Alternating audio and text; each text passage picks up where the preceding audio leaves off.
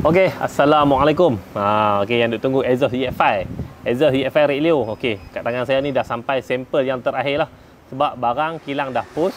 Yang ni yang kilang hantar cepat punya, pakai post laju untuk saya cek lagi sekali kod-kod lah, ada sangkut kat Enco ke, sangkut kat mana-mana ke. Jadi kali ni memang tak ada apalah, memang cantik sangat-sangat dah, memang semua perfect dah. Tak ada sangkut, tak ada apa. Okey.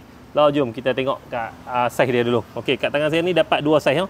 Okey, pertama sepatutnya kita ada 3 saiz untuk exhaust EFI, tetapi kita dapat 2 saiz. Okey, kita ada 28, 32, 40, 32. Okey, jom kita tengok kat mana saiz dia tu. Okey, 28 kat sini, 28, 32 dan 40 kat silencer dalam ni 40 dan belakang ni balik 32. Tu maksud dia. 28, 32, 40, 32. 28, 32, 40 silencer dalam dan belakang ni 32. Okey. Yang dekat motor ni pula yang saya dah pasang ni, saiz dia 32, 32, 42, 40. Okey. Kat sini 32, 32, 42 dan belakang ni 40. Okey, 40 puting ni memang dia buat panjang. Jadi kalau kita ada orang nak potong pendek sikit ke apa, boleh setting ikut spek masing-masing lah. Yang ni depa setting untuk spek yang besar. Khas cantik lah panjang macam ni, power tune. Tapi kalau ada yang tak mau nak panjang, nak pendekkan sikit pun boleh potong sendiri. Okey, lalu kita tengok dekat kedudukan dia, dekat kita punya shaft tayar belakang pun cantik. Sak duduk atas sikit, exhaust duduk bawah. Dan exhaust pun tak rendah ke bawah, tak cungik sangat. Memang kedudukan handsome je. Okey. Stand pun cantik, duduk jauh dengan exhaust. Dan lalu kita tengok Enco ada sangkut apa-apa. Tekan kelas sikit.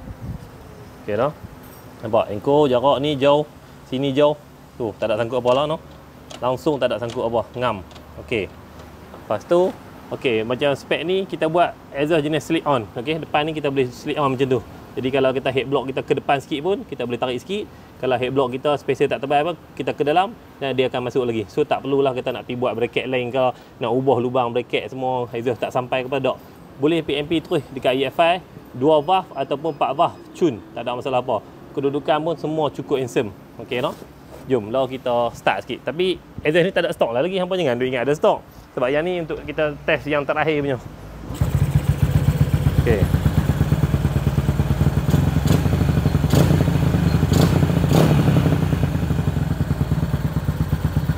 Okay, bunyi bass dia memang best lah. Bunyi bass dia sangat best. Dan exhaust ni design straight flow.